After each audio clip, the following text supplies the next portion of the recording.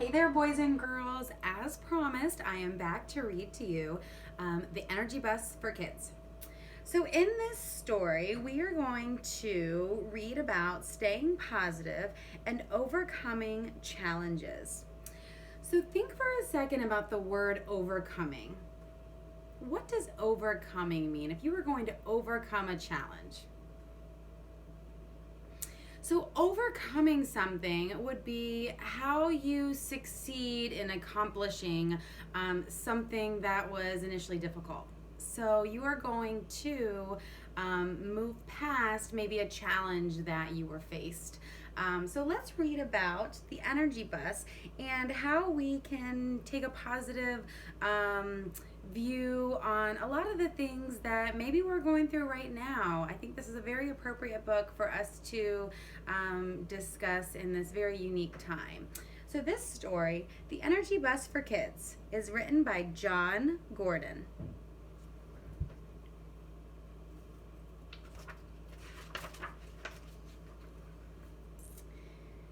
It was Monday, and Mondays were never good for George. He woke up tired and grumpy as usual.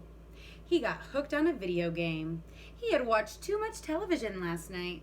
He went to bed too late and had another fight with his sister, Georgette. His mom was upset because he was late for the bus and still hadn't eaten his breakfast. "It's the most important meal of the day," she said. George knew she was right, but he was too tired and he had to hurry to catch the bus. As George ran to the bus stop with his heavy backpack, he could see bus number 11 pulling away. George was so upset he wanted to cry, but he didn't. He just put his head down and wondered what else could go wrong today. Luckily, as the bus driver drove away, she saw George stop the bus and yelled out the window, "I wouldn't leave you. Come on, get on the bus." The bus driver wasn't his usual bus driver. George had never seen her before. She said her name was Joy, and she had the biggest smile he had ever seen. He told her his name was George and sat down in the first seat.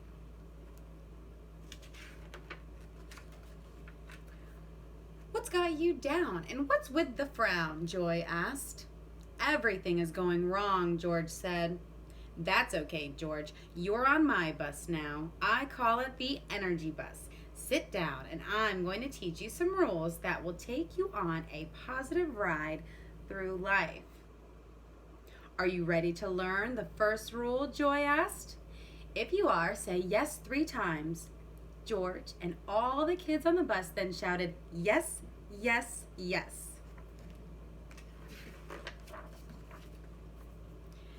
Joy told the kids on the bus the first rule. Rule number 1, create a positive vision. When you are on the bus going to school, think about having a great day. When you're on the bus going home, picture yourself having a great night. When you think about your future, imagine yourself accomplishing your goals and dreams, said Joy. If you can see it, you can create it. If you have a vision, then you also have the power to make it happen. As George waited for class to begin, he thought about what Joy had said about creating a positive vision. He imagined himself getting an A+ on his spelling test today and hitting a home run in his baseball game on Saturday. Then he remembered his teacher telling him the importance of writing down your goals and drawing pictures of them. So, boys and girls, this is something that we can certainly all be doing right now because we are all doing some things that are really new to us, like online learning, learning from home, maybe spending some time with our siblings or some friends, maybe if your parents are watching other people. So, we're all doing something new. Some of you might think that's really exciting. Some of you might be nervous about it, but some of you might think it's kind of scary and aren't very confident in what you're doing right now. So what I challenge you to do is to think positively about 1 or 2 of these things and create a goal for yourself. So in the morning when you wake up, whenever it is, think about a positive goal you can create for accomplishing an assignment. Yes, there might seem to be a lot of assignments right now, and it might be difficult to do them all by yourself, especially if no one's nudging you to get online at a certain time or to complete it within a certain time frame. But set yourself one goal. And if that means just getting on and working for 5 minutes and then taking a little motor break, that's fine. Set that goal. Be really excited when you accomplish it, and set yourself up on a positive note for today. So anyways, George took out a piece of paper and drew a picture of his spelling test with a big A+ at the top. George knew the pictures would help him remember his positive visions, so he folded his drawings and put them in his pocket. He also drew a picture of himself hitting a home run. That afternoon, as George walked on the bus, Joy gave him a big smile and asked him to sit in the first seat again so they could talk. "How was school?" she asked. "Did you have a better day?" "It was a little better," answered George. "I felt happier, and I'm pretty sure I got at least an A on my spelling test. But after that, I had to deal with a bunch of challenges.